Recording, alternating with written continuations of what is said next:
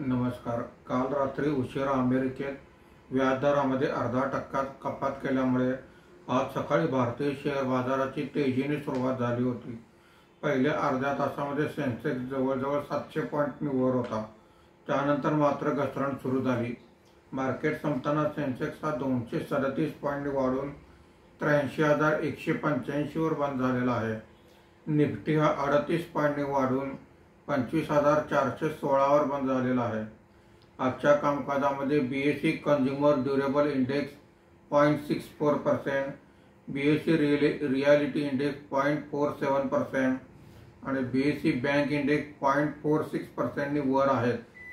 BSE mid cap index 0.53% आणि BSE small cap index 1.06% खाली आहेत.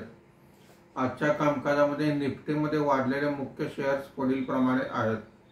NTPC 2.37%, Kotak Mahindra bank 1.75%, Titan company 1.49%, Nestle 1.43% अशी वाढ आहे.